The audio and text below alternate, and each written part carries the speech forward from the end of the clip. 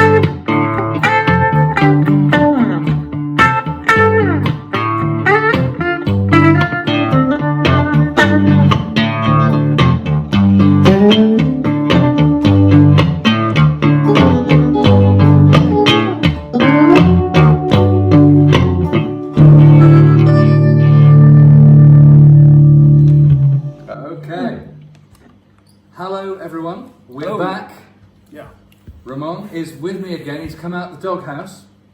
So a short leash, mind you, short leash. I promise to behave today. Hopefully, we'll keep each other. We'll keep each other in check. We are doing this video in fairly close succession to the last one we did, which is quite exciting. We are awash with some fabulous guitars today. We are with our good friend Bob. You can probably see from behind us we've got all kinds of stuff on the walls. We've got bazookas and balalaikas and bandoliers and guitars galore, and this is a proper recording studio, full mixing facilities, everything. So quite a nice luxury environment today, and some cracking guitars.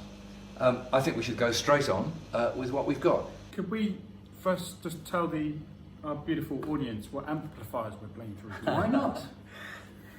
Start at your side. So I'm playing a reissue, which is very rare. Only 100 of these were made. No, I'm playing that. Oh, are you? Yeah. You're playing the middle one. Okay. You crossed over. Do you want to start first? Yeah. Well. Okay. This is a reissue of the Watkins Dominator, which dominated the market back in the '60s. The whole band. I don't know. Can you see it from? We'll do a close-up. We'll do a close-up. Great little amp. I think 20 watts, and the whole band used to go through it. And it's got the most fantastic tremolo feature on it. It sounds really good. Anyway, they were really popular. Always done in two-tone colours, using the same plastic cloth that they used to put on the Dan set record players, if anybody could remember that. And I always wanted one. And then I don't know, maybe 15 years ago, I heard about a reissue. And Charlie Watkins was still alive. He was in his late 90s, and he'd commissioned somebody to make 100 of these, and they'd opened up the old tooling machines to make the right bits, and the speakers were reconed and the old way and all the rest of it. And he signed a certificate about every one. Anyway, this is one of them, and it's just got this.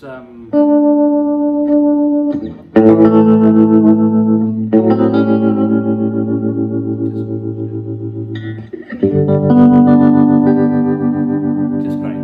Anyway, that's that. Right, and something Bob and I, this is Bob and this is Bob. Yeah, I'm Two Bobs. Yeah.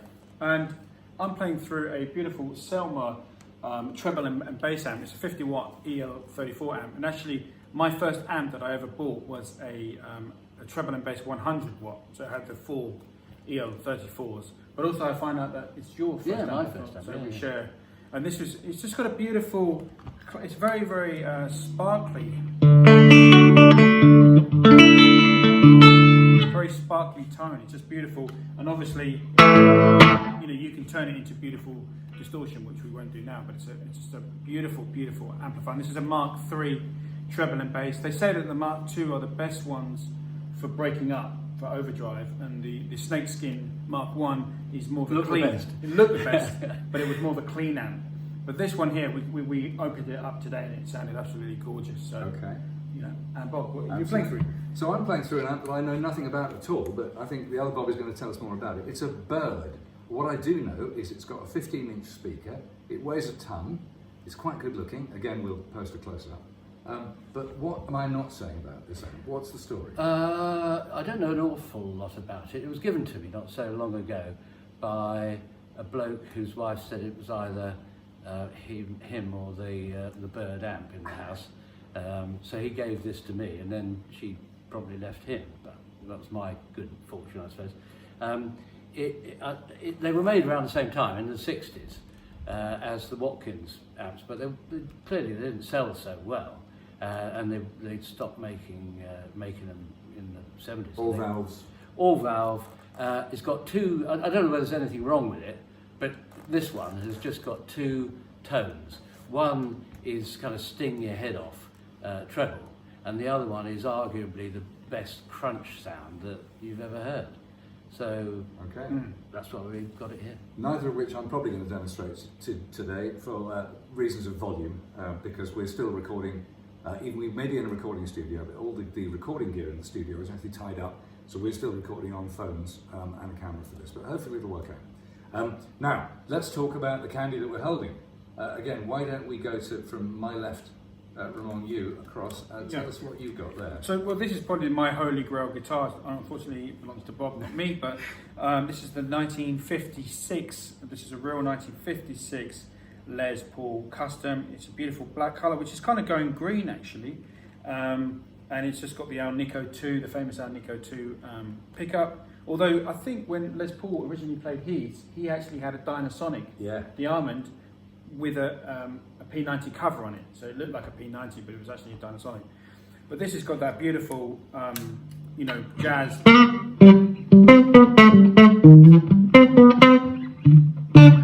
know, it's just that really beautiful neck pickup, and you've got the P90 in the bridge, and it's not too. I'd say it's about £9. Would you say, Bob? You know, it's not too heavy, and it's got the super low action with the frets. The fretless wonder. The fretless wonder, which makes it very difficult to actually to bend. You have to, you know. But that was what it was sold for. It was a jazz guitar. It was the top of the range. It was the most expensive one. It's got all this gold stuff on it. Yeah. And multiple binding. Triple, quadruple binding. And it was a jazz instrument. It's all mahogany. There's no maple cap, which of course is what made the standard sound more rock and roll and made it more popular. So this isn't quite so popular, and hence not so expensive as a Les Paul standard of the same kind of era, because you can't. It's not really a lead guitar instrument. It's a jazz instrument, but it's a great rhythm guitar for rock and roll as well. It's got some great sounds in it, but it's not really designed for the bending. It'd be such a shame to take the original frets out. So of course I haven't. And although quite a lot of people do these days. I mean, partly because even those old frets, they've worn and aged as well, and sometimes it just becomes necessary. And if you do refret one of those, most people refret them with a thicker gauge. But it's just got that, you know, even for rock and roll, you know, I'm not in tune, but it's just got a great, and the ebony board, and which is different from obviously the rosewood board. It's a different sort of sound, but it's a beautiful sound. You know, it's my favourite of the Les Paul. So next layer in the sandwich, Bob. This tell us about this. This is your favourite, the most personal guitar, isn't it? Yeah, this is a 1957 Strat. It's not all original. The body's 100% old. I've been told by somebody who knows his stuff that this is one of the 3 best Strats he's ever seen, and he's seen nearly every Strat that's come through his professional work. So was there any difference between this is a 57, right? Yeah. So from a 1954 to a 1957, were there any differences? Well, I don't think I've ever played a 54, so I couldn't tell you. I mean, this was bought for me as a 40th birthday present by my wife. And didn't they say that the neck shape was slightly different? Yeah, it's a C, isn't it? And it's small. I quite like the small neck, and it's maple, so it's got a snap to it. It's not the original it's not the original frets. These are quite jumbo frets, and this has got Lindy Frayling pickups in it because the other ones wore out. I've still got them, but they've just got something that fits.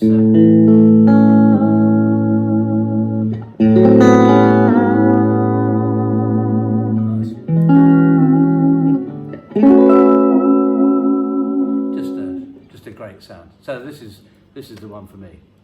I would say what you'd notice is a guitar that came slightly later than this would have a much more pronounced V on the back of the neck. Yeah. Real almost a point that kind of fits in there. They call this boat shapers or something? This is rounder. Yeah. Yeah. But you know, some Strats I've seen, earlier Strats, they've had slightly bigger necks. The maple from this era feels very distinct. It feels very, very hard and very solid. And I think that contributes greatly to the tone. This is quite a warm sounding Strat, which of course I personally like. Yep, so that's the Strat. I'm holding on to something that's quite similar to the one that you've seen in mine before, but this is Bob's. This is a 1960 ES335 in Sunburst. As far as I can tell, completely unmolested. I don't think there's any stories about this guitar at all. It is as you see it. Beautiful Sunburst, pretty good condition, pretty clean, no belt rash on the back. The neck on the 59 and early 60 is slightly bigger. The neck is beginning to get a little wider and flatter. But this is not, I don't think this is that far into 1960 because this is on the way to getting wide and flat. But later ones still get really wide and flat for a while. And some people really like them because they do play very, very fast. Again, it's pretty resonant acoustically and does what it says on the tin. So that's our first three guitars we're going to look at. We've got quite a lot to get through, so we're going to keep quite a pace on here and do a quick swap over and back with you in 1 minute. So here we are back. We've now, as you can see, we've got three Telecasters in front of us. We're going to go from my side across in chronological order. I've got a 1958 Telecaster here. Unusual in Sunburst. A refit. Yeah. Right. Good. Okay. Cleared that up quick. But this feels very much part of the period. The neck is quite round, medium size. It's not huge like the early ones, but it's quite big. Feels very solid.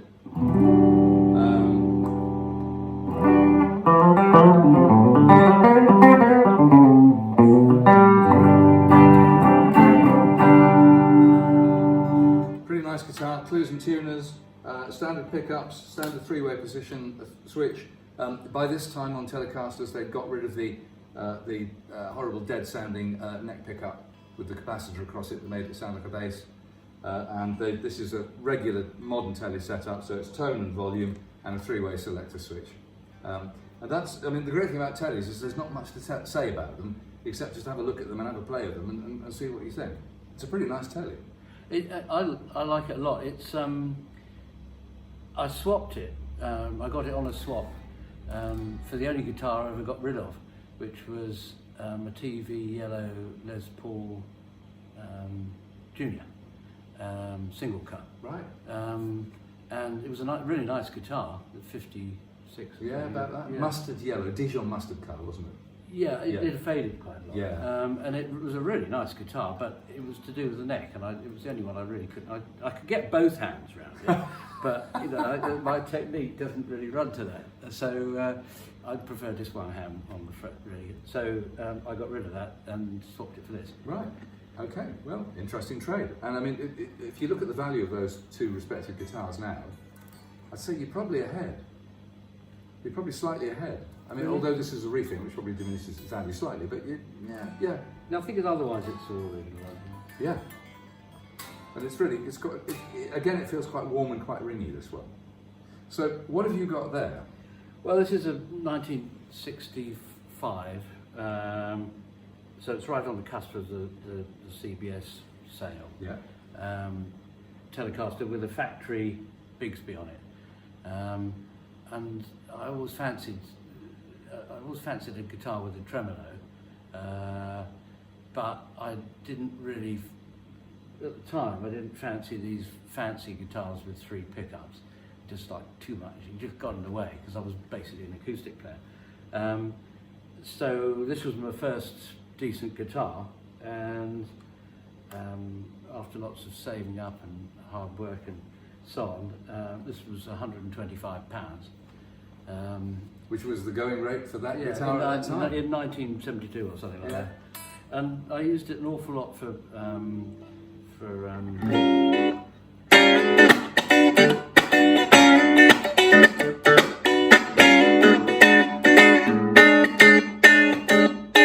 that kind of Funky stuff? yeah, and then later on with more with all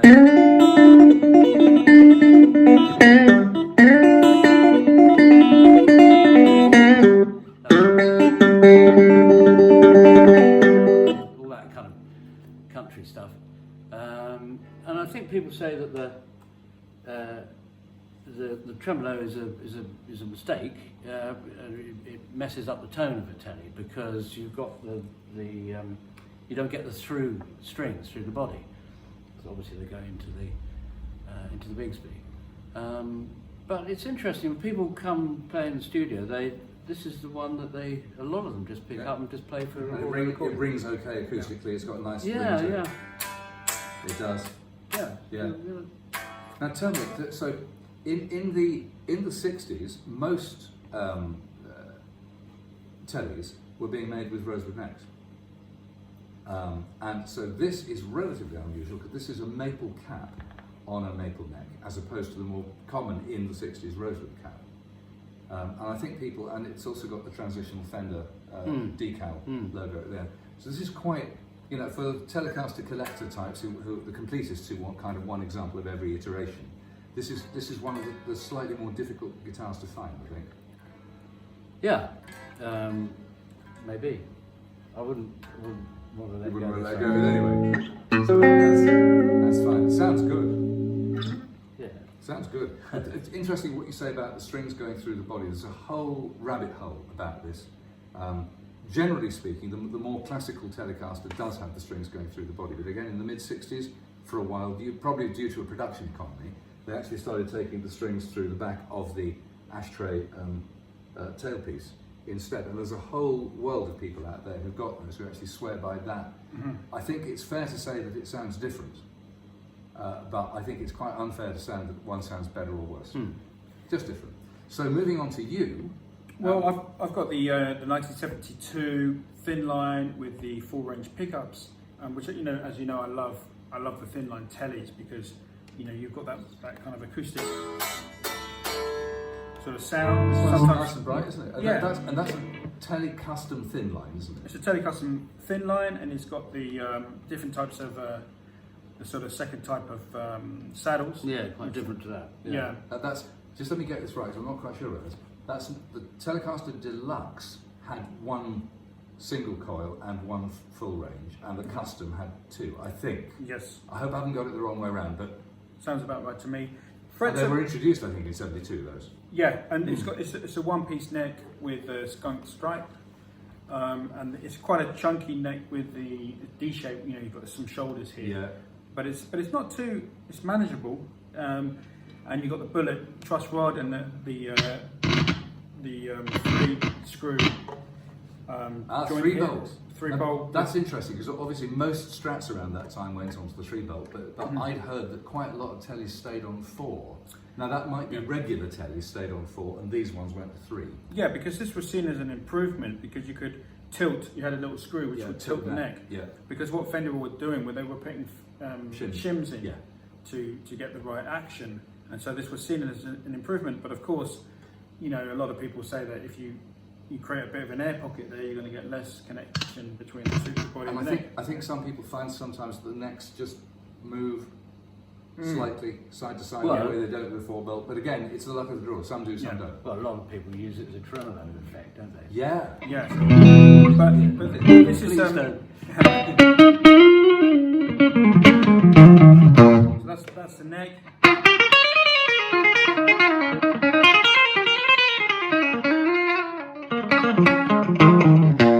And then both together.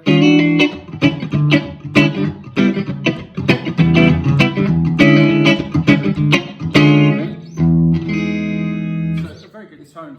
It's really interesting because that it still sounds like a telly. It's bright and sharp and cutting, but it's got the fatness and body of humbucker pickups. I don't know much about these. Well, these are Seth Lovers, aren't they? He designed them after he left Gibson, but they sound great. So in other words, the guy who was designing them at Gibson came over and... Was it there was some kind of metallurgy, zircon, I can't remember the name of it, which they stopped making. They couldn't get hold of this supply of this component they needed to make the screws. Right. But Fender now have actually, they've got hold of this compound or whatever, and they are now making these pickups again as they were originally. Right. Oh, really? You know, which, I mean, the best person to listen to for this guitar is a guy called Tab Benoit, who's a Louisiana bluesman, and he just literally plays one of these, one cable into the amp, super reverb or something, and full blast, and you'll get, it's a beautiful sounding breakup. So a couple of points of detail, one positive, one less so for me, my taste.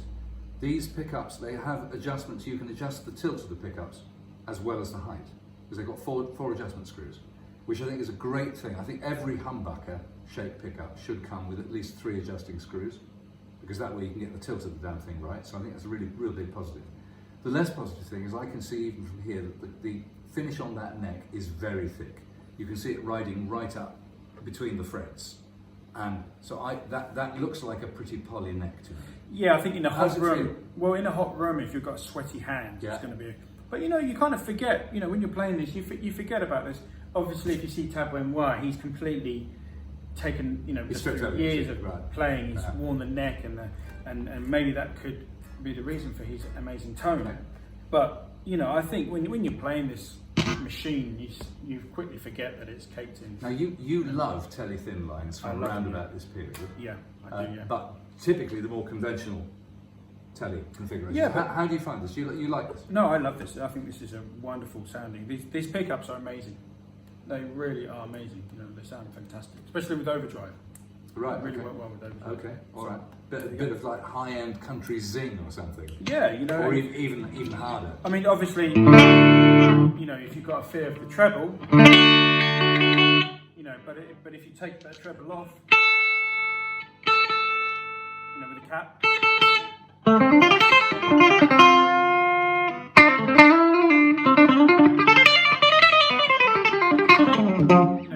You've got a great sounding instrument. Right. Good. 100% love this. Yeah. Excellent. So, ladies and gents, that's the tellies. We're going to move on because we've got wave after wave to come yet.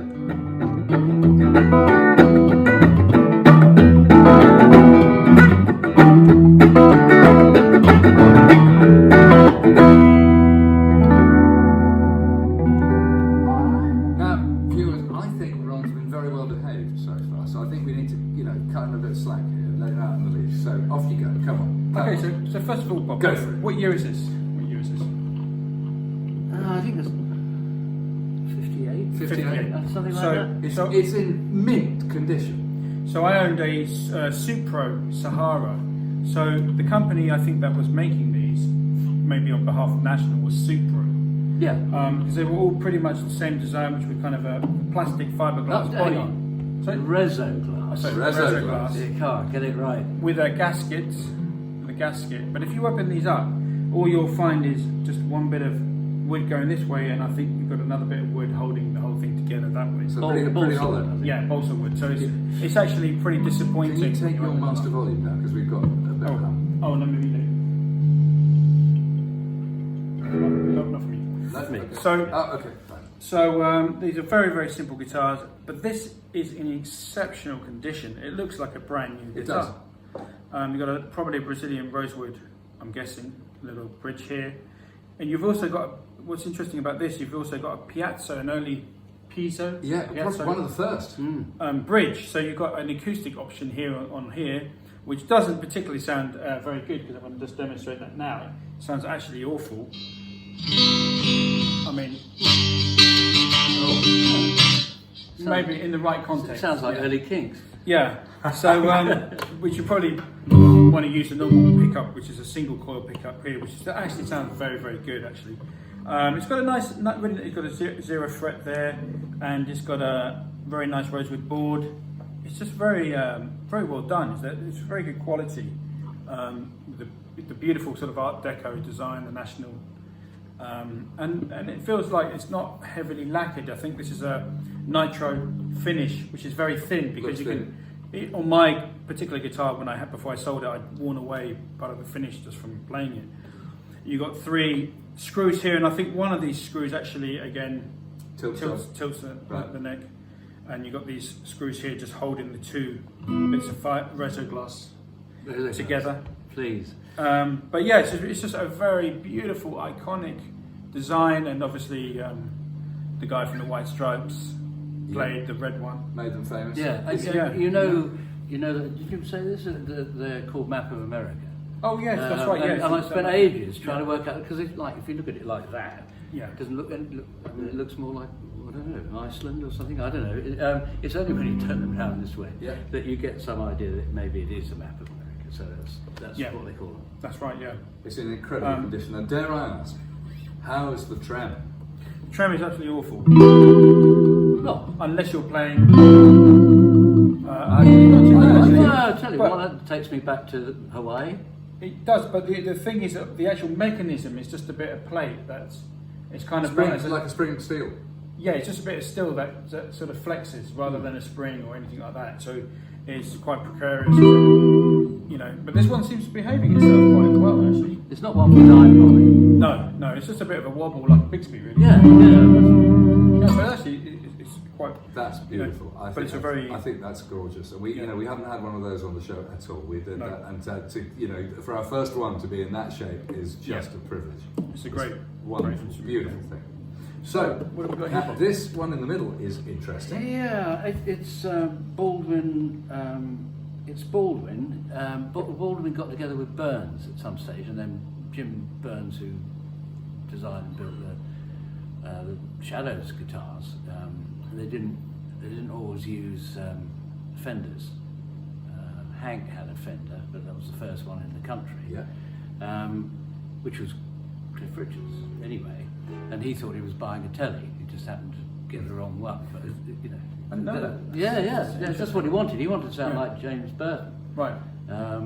But he got that, and the rest is history, really. But anyway, Baldwin, I think, made organs, and Burns was making good quality English guitars at a time when there was a lot of tax payable on American guitars after the war. Yeah. And so if you played guitar around that time, you could buy German guitars, Hofners and things. Yeah. Or you had the fairly rudimentary, certainly to start with, English makers. And Burns was one who kind of got it together and made some really nice guitars. And that's another story, I'm sure somebody's got one somewhere, and this will be on this program. But I suppose he needed some more finance and got together with Baldwin, who were making, as I say, keyboards, organs. And they wanted a slice of the booming pop. Yeah. You can't stand up on an organ. I mean, so Ampeg came in a bit later with basses and guitars, but they were an amp company originally. Yeah. Everybody wanted a slice of the booming guitar man. Yeah. So anyway, it's just nice, isn't it? It's very pretty. I mean, I don't. Nice flame maple. Yeah, I don't really use it very much, and I just walked into a second-hand guitar shop one day, and there it was. And what does it say on the back of the? It says, "Don't touch."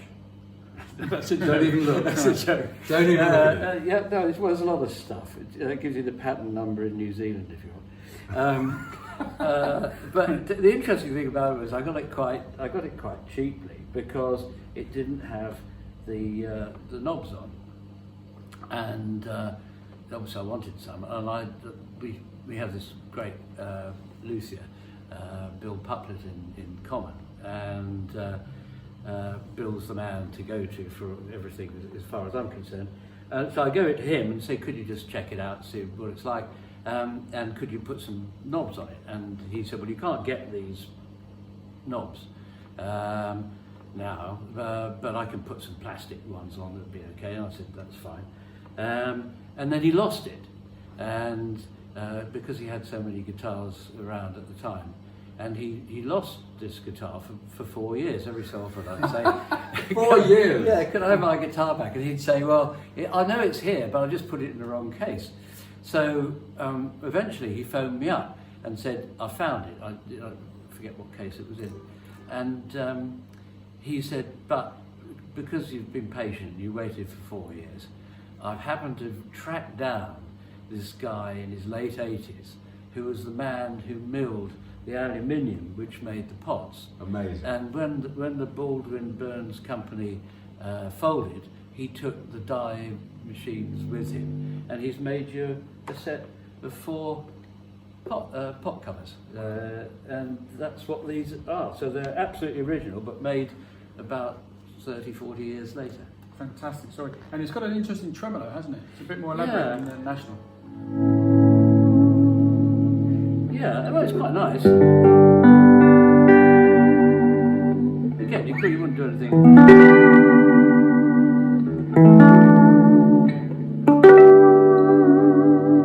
But it gives a wobble.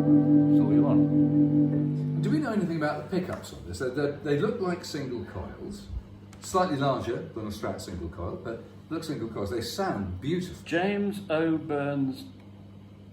So these are Deluxe, Burns. or is it design? So they're Burns pickups. Yeah, Burns pickups. Because I mean, this is basically, it's a Burns Vibraslim Yeah. with a Baldwin pick guard and sold for the original American market. Hang on a minute, it's got a reso tune. That's what this thing's called. Reso tube, which is the trem. Yeah. Yeah. So, nice. I mean, it looks great, and it's...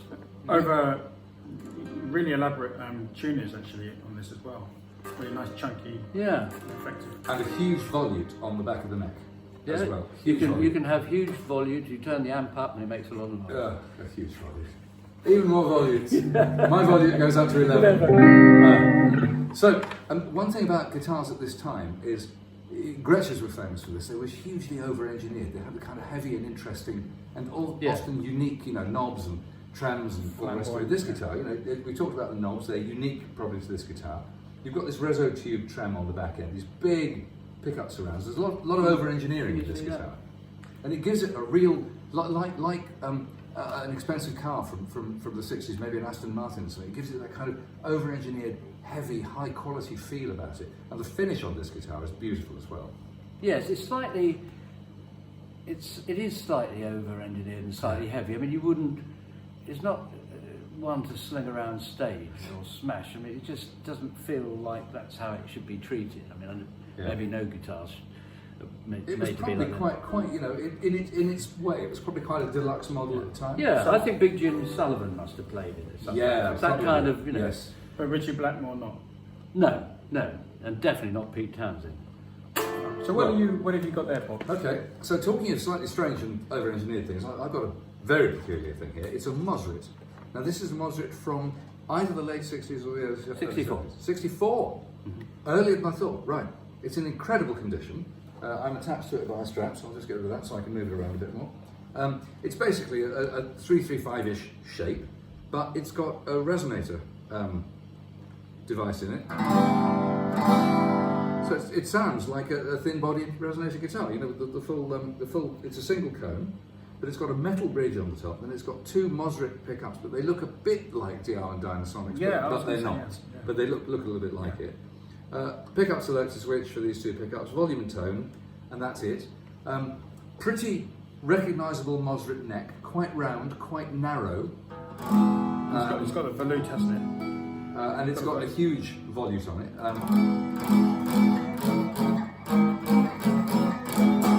It's a very strange guitar because you don't quite know whether it's electric or acoustic. Well, you do know when you plug it in. And it sounds fantastic plugged in. Yeah, it is good. You lose a lot of the resonator. But you still have that sort of little kind of honk to the note of a resonator,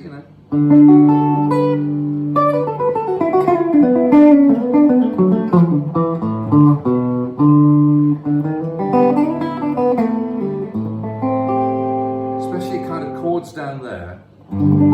It's got the reso honk to it. I bet this records beautifully. Yeah, especially if you want to do Lola by the Kings. Other songs are available, ladies and gentlemen.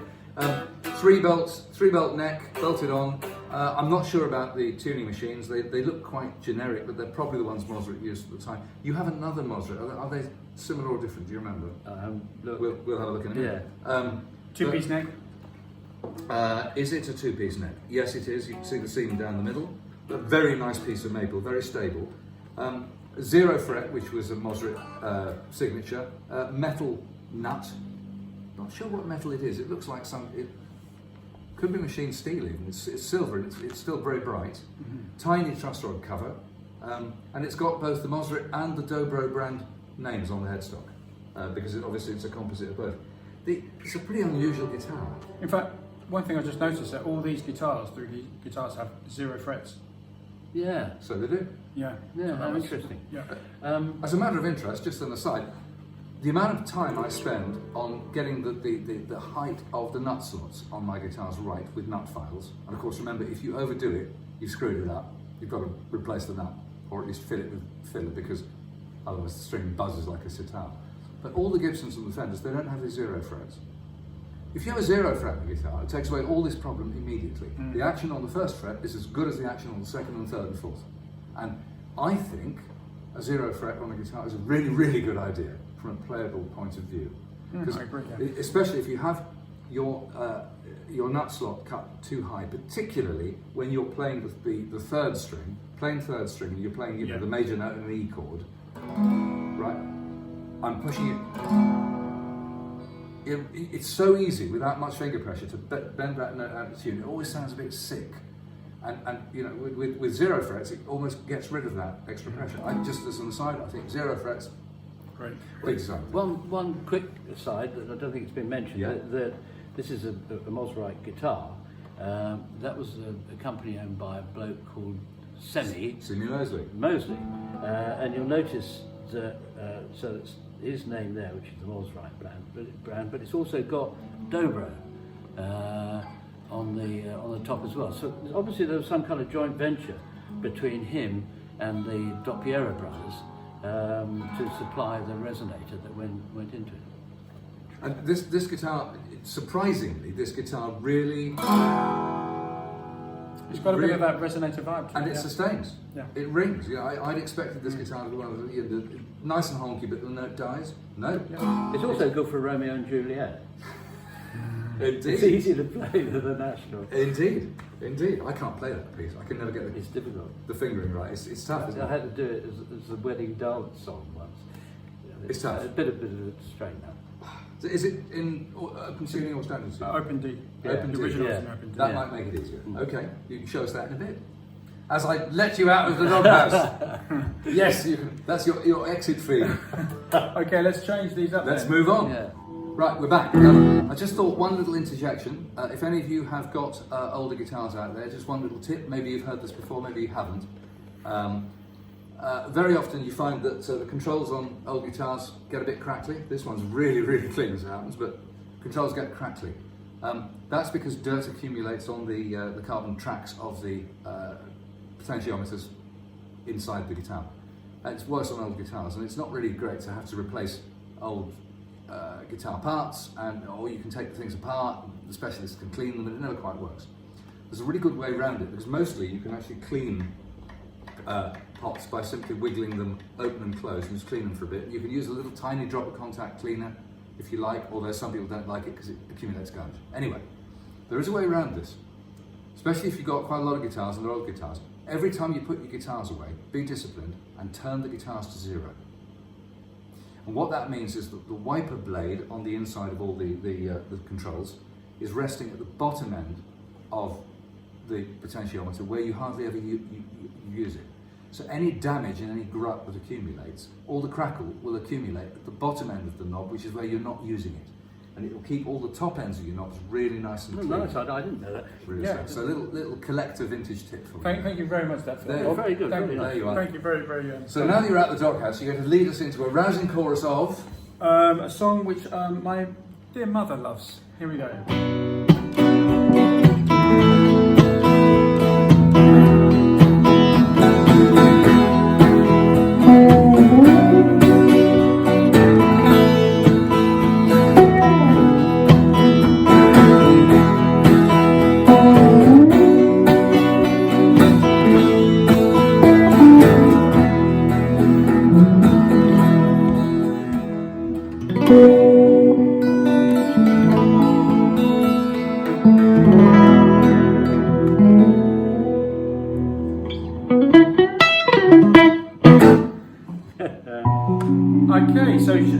Well, if I start off here, I'm going to need your help, Bob, on this one. But Yep. this model is 6120 and it's a beautiful guitar. It's got pickups. Filtertrons. Tron pickups. It's got lots. Two, It's, sir. it's got 376 knobs and dials, Counting. which all do lots of interesting things. And what's really nice, this is my one sort of criticism about the modern Japanese remakes, which are very good. They're excellent, and Bob loves them. But the actual finish on these older Gretsches is so thin, and it just seems more kind of resonant. I'm just sure that I don't know if the Japanese reissues would resonate as much, guys. I don't know what you think, but I doubt it. It's really thin yeah, and brittle. it's really thin. Very big F holes on that.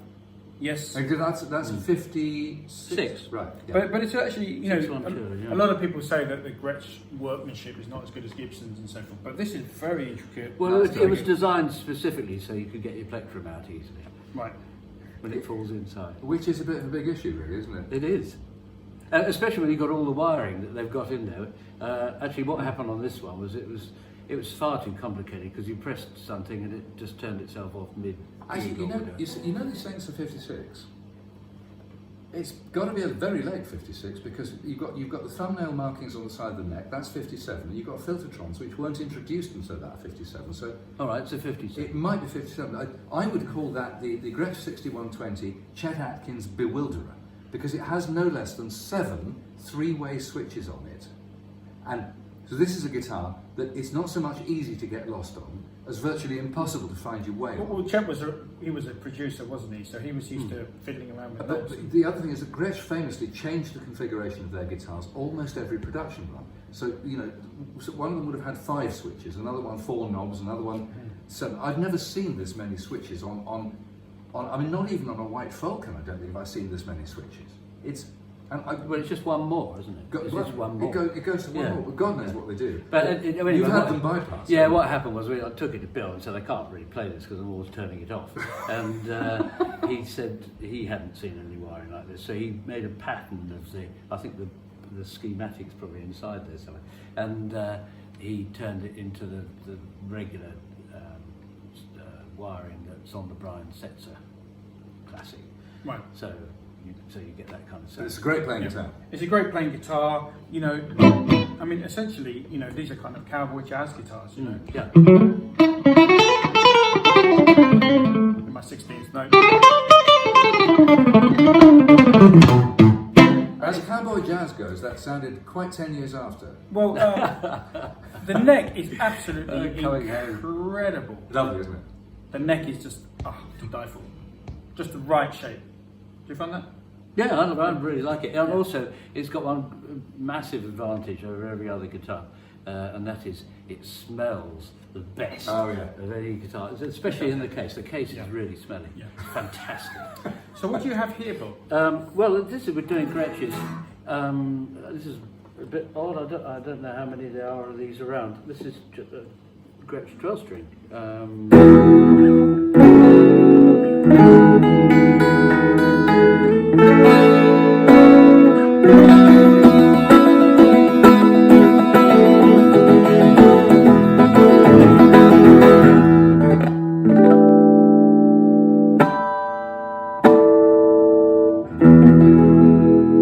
Sounds great. Sounds absolutely great. So it's great. Not so many switches. Merciful. And there's a string missing from the top, but it wasn't like that when I bought it. So nice guitar, and it makes a change from the kind of more usual Rickenbacker 12-string sound. Actually, what's quite nice is I've done quite a lot of recording with this, just playing acoustic and recording. It's got a big sound, hasn't it? Yeah. So if you play that against maybe an electric Ricky or something and put the two together, it's a really nice sound. Right, okay. Now, there's something interesting going on with the pickups here. These are Filtertron pickups again, but they've got these very strange silver rails running across the top of them. I've never seen this. The Gretsch fans out there will probably jump to tell me exactly what they're about. We might try and get a close-up of these. I've never seen this on Gretsch pickups. Yeah. This being an electric 12-string, so the fashion for 12 strings, jangle, started in about, what, 63, 64. Yeah. And, you know, by 64, everybody, Rickenbacker, Gibson, Fender. Gretsch, Fender, everybody's making an electric 12-string. So I guess this is a mid-60s guitar. I can't remember. I would imagine so. Yeah. And it's interesting again because it's got a metal floating bridge on it, so just like a jazz guitar, but made of metal. These are things you tend to see most commonly with Bigsby's, but this looks native to this guitar, and with the Gretsch tailpiece and everything. So it's a really, again, typical Gretsch. They change the configuration of their guitars every month. Sounds fantastic. And so, to complete the set, I've got a guitar very similar to the one that I own, which you've seen in previous videos. This is a Gretchen Duo Jet from about 1956. So you can tell it's 56 because the logo has gone to the square logo from the windy toothpaste one. The block markers are still on the guitar. The block markers are quite big. It's got a pair of Diamond, what do we call these? Dynasonic pickups. Now this one, mine's a hardtail, this has a Bigsby, and by the way, the bridge that I was mentioning, the metal footed bridge, accompanies the Bigsby on this guitar. And just to say, I mean, it feels very similar to mine, it feels very well made. It has it's not heavy, but it has a certain weight and thickness about it. It's a very nice guitar. It's actually sounding quite mellow.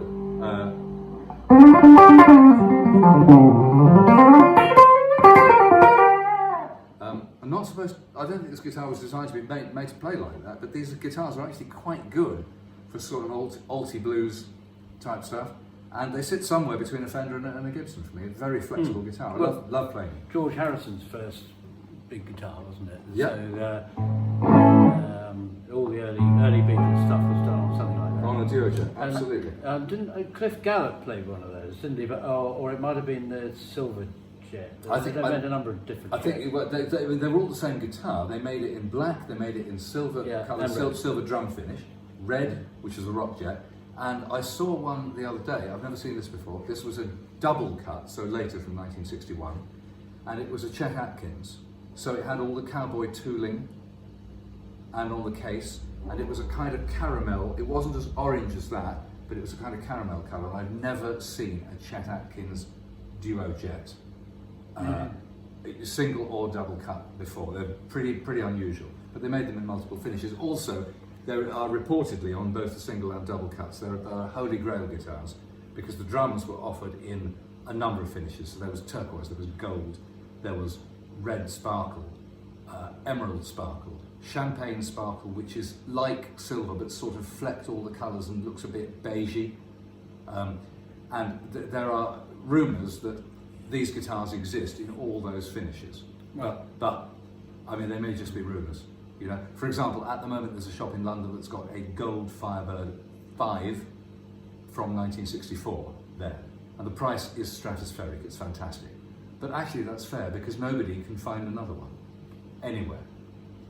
So if it's that rare, then okay, it may not be for every player out there. For collectors, woof, you know? Or like that green Firebird one that keeps on turning up in all the guitar magazines. I mean, no one's ever seen another one. So what's it worth? What one man is prepared to pay for it, period. One more comment on that guitar is that they made a lot of them with a fixed Bigsby, Yes. which is one to avoid. Well, you'll get it cheaper if you buy it, because I think that's what Cliff Gallup had. It played in Gene Vincent's band, and Jeff Beck did an album of covers of Cliff Gallup's stuff, which is fantastic, called Crazy Legs. So it's really worth checking that out. Wonderful, non-Jeff Beck type player. But I think he did that with a fixed Bigsby. So you kind of, your arm is, you can't move yourself around much because it's fixed in and you keep banging. You're right. It's literally like imagine fixing that in position there, and it's there all the time. The one thing about these fixed Bigsbys is great though, is that the movement they give to the vibrato. That movement is, with a fixed Bigsby, the connection you have between your hand and the string tension is much stronger, and they do feel fantastic to do vibrato on. But the problem is you've got this damned arm here all the time when you don't want it as well as when you do want it. Hey, but there you are. So those are three really tasty 60s, well 50s and 60s Gretsches. Nice to see these kind of guitars. Again, you know, like we did in the last video with Guilds, you don't see these guitars out in company that much. So, Well, not good company. Not good company like us. Hey. So let's cap this off with one last flush of amazing guitars.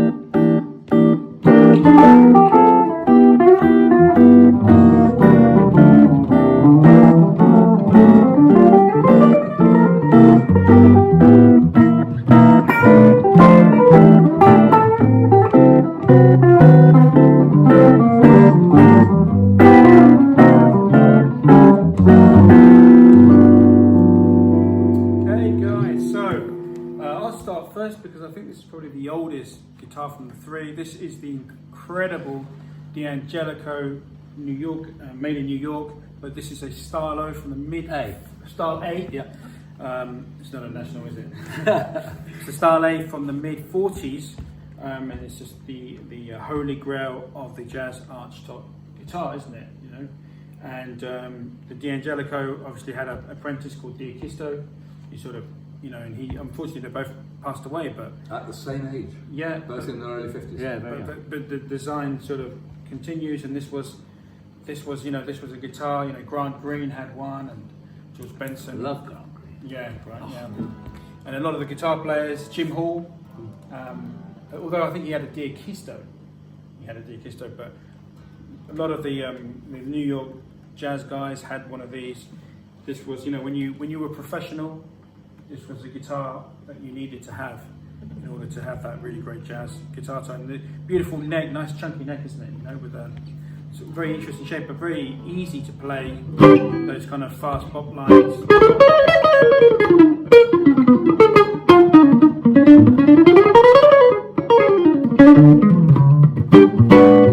And just an effortless guitar. Notice that you have round wounds, which are really nice on this, I think. Yeah, you've got to do it properly, and that's what it needs. It's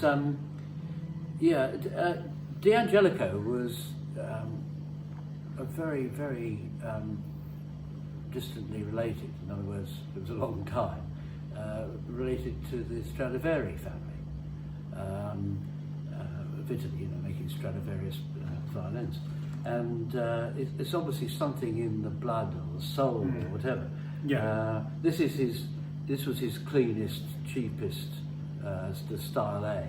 He only ever made 1,400 guitars, and apparently when he finished carving the top of each guitar, he knew so well what the shape of the curve was on the top, that he didn't need to refer back to anything else to carve the bottom of the bridge, because he just knew it. He understood it. He understood the guitar, and he just would carve that, and it would fit perfectly on the top. It's got a diamond. The rhythm is it a rhythm? Yeah. It comes with a very kind of cumbersome three-piece thing, volume thing that you kind of bung the lead through into the body of the guitar, and it's not very satisfactory. So I had that changed, and just a little thumb wheel put under there. But I've got the other bit. I haven't thrown it away. But it's really nice. I bought it from a guitar shop on Staten Island, unseen, and I just, as soon as it came up, I just thought that was the one. Yeah. And when it arrived, it was. And it is a Stradivarius of the guitar world, isn't it? This is the most sort of regal guitar that you could possibly own. Yeah, it's like if you've ever been on a dude ranch or something, and you sit on a horse, and the horse turns around and says, "Just don't mess around, sonny. I'll get you to the top and back down again, but just don't try and kick me or spur me or or shake the reins or anything. And it's a bit like that with this guitar. Just the neck turns around and says, like, you hang on. I mean, look, Ramon couldn't have done those licks before he sat down without a guitar. He couldn't do it. And now, see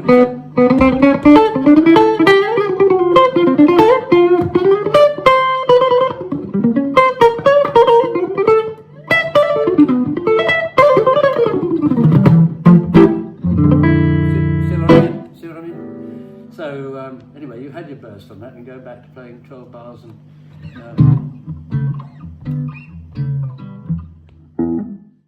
So moving onwards, now what have we got? We've got here a guitar with the most knobs of any guitar today.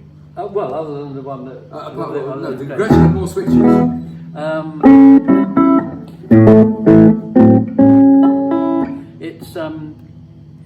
It's a Switchmaster from, I think it's 59. I should have checked these dates. It's 56, between 56 and 59. It's going to be 50 years. So it's the first time somebody had an idea that you had all these pickups, all three pickups, and well, that's good, but you had all these knobs, and it was like impossible. So somebody came up with this great big thing, which looks like a Telecaster switch. But bigger. Yeah.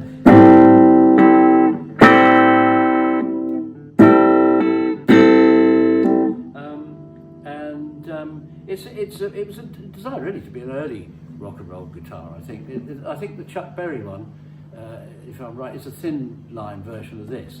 Yeah. and I think the Berry one, was that a short scale? Did he have, was that a short scale like the Birdland? No, it lasted for years. So nice blonde, plays well, all original.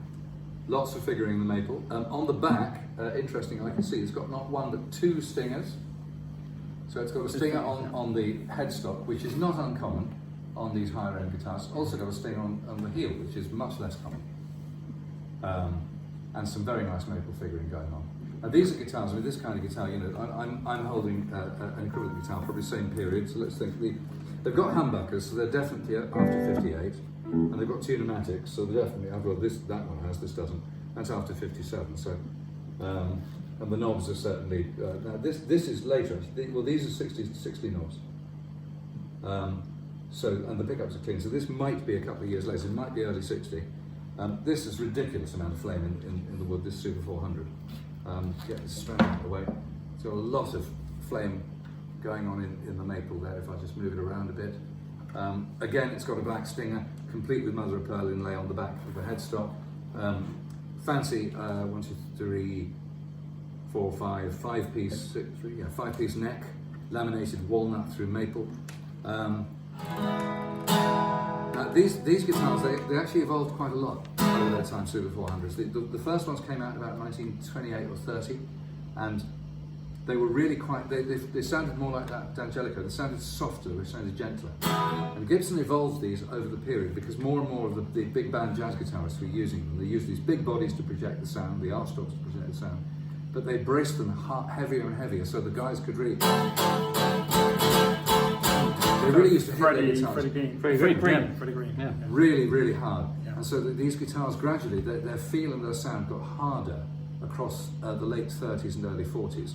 And then pretty much stayed. But the only other thing to say about these is that there was a short period when this, which is called a Venetian cutaway, went into a sharp cutaway, a Florentine cutaway, for about 2 years. Not so nice. I never liked those. But another of our good friends, a mutual friend, whose collection we've featured, he's particularly mad about those Florentine cutaway 400s, and he's owned a lot. And when I say a lot, I don't mean a handful. I mean buckets full. Anyway, it's again, some of these guitars I find quite dead. This one's very lively, nicely balanced. Yeah, it's a lovely guitar. You'll notice it hasn't got a pick guard on it. True. And the reason is, that they're relatively rare in that condition, is that the pick guard was covered in something or other. It wasn't tortoiseshell, whatever it was made of. Early celluloid. And it gives off this noxious gas. And if you leave them in the case, you come back to find all the strings have rotted away, and all the metalwork, all the gold stuff is gone. Yeah. So, on Bill's advice, I took it off. You still got it though? Yeah, it's in the case. Right. I think the case has disappeared now as well. So this is quite a departure for us. We haven't featured too many jazz guitars so far. We've got 3 pretty jazzy guitars here, albeit a jazz guitar, and a early rock and roll coming out of jazz guitar. But 3 better examples, you know, these big wide-bodied things you couldn't hope to get in one place at once. Just fantastic. Yeah. What do you think? It's beautiful. This is, for me, it's just playing a D'Angelico is really would be the highlight of any sort of jazz guitarist, you know, career. I think. Yeah. You said it was like cooking. Well, and your cooking. Well, the breakfast, the dulce de leche breakfast. But yeah, I mean, you know, if you can't, it's kind of like a grown-up guitar, and therefore, you know, you really need to play the beautiful chords and the beautiful melodies and.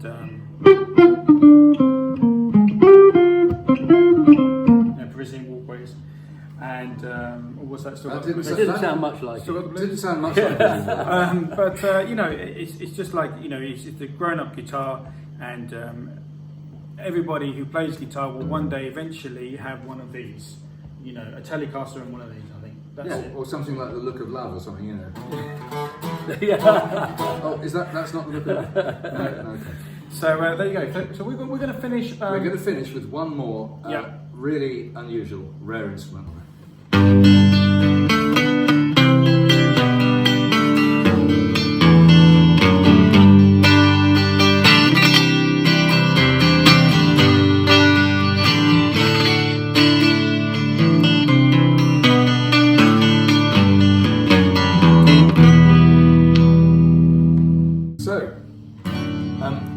Finishing up, because we've really saturated you with guitars today of all different kinds, fantastic guitars. This one we thought we'd finish with. It's got a bit of a crunchy input jack. So I'm just going to, yeah. So, right. It's just a Rickenbacker 12 string, you think? Well, yes it is and it isn't. It's got several things that are quite important about it. It's about 1967, right? 67, yeah. Which is pretty much the heyday for Rickenbacker 12 strings. They were made really well in those days. The necks on these things are fantastic. This has got 2 things going on about it that make it very special. The first thing is it's not a 360 12, which is the standard semi-acoustic one like the black one I have. It's a 366. It has this thing called a comb converter. And what this thing does is it's got a series of 6 hooks that slide across under the strings and then lift up and pick up and pull away and mute all the octave strings. So it converts the guitar from a 12 string to a 6 string. Actually, it doesn't. It doesn't at all. What it does is convert this guitar from a 12 string into an O string. Yes. Because it breaks every string that you hit, which is why it didn't last. You see, but you can see this here. Look. It's a wonderful piece of mid-60s American engineering design. You could do your hair, do your quiff with it. It's perfect. You see, but in other respects, it's not terribly useful. So I don't think people use them really and take them off. But anyway, it's on here and it doesn't make any, it doesn't mess it around. It doesn't get in the way. It doesn't get in the way because it's here. I'd never worry about it. Second thing is obviously the Rickenbackers, unlike the Gretsch we've just seen, Rickenbacker reversed their stringing on the octave strings, so the second, third, fourth, and fifth string. Rickenbacker 12 strings have the low note above on top, whereas most 12 strings have the low note at the bottom. Now I've actually reversed the stringing on mine because I prefer the conventional 12 string stringing, but this is strung correctly for a Rickenbacker, which is bass note nearest the sky, treble note nearest the floor. So that's that. But the most significant thing about this guitar is the colour. So this is what's known as Burgundy Glow. So Rickenbacker called their Sunburst, they called it, what do they call it? Sunburst, for goodness sake, I forgot. Fire glow? Fire glow, of course, fire glow. Black they called jet glow, and so on. They've got various other glows, but this is Burgundy Glow, and it's a non-transparent burgundy colour. It's very, very rare. Occasionally a Burgundy Glow Rickenbacker from this period will show up, but I wouldn't imagine there are very many 360 12s or 366 12s at all. This is a very unusual guitar. So, really great. Fantastic. I notice that you often go to the middle position, all the pickups on. The guitar has a stereo output, so you can put it into 2 amps. It sounds madly good through 2 amps. These are my favourite, the Iconic 12 string. This is a really great example. It's in very good condition too. So we thought we'd wrap up with that. We hope you've enjoyed today's video. It's likely to be slightly fractured. It's going to be quite long because there's so many guitars. There's so much great stuff here. But you know, obviously thanks to Ramon, who's been let out of the doghouse, but mainly I'm going to let the last word to our host here, Bob. Yeah, thanks, and it's been a great pleasure, up to a point, to be with these guys. So I hope you enjoyed it. It's goodbye from Bob. Yeah. It's goodbye from Bob, and that's too long, so we're going to call you Bob. Bob and Bob. Cheerio, until next time. Bye.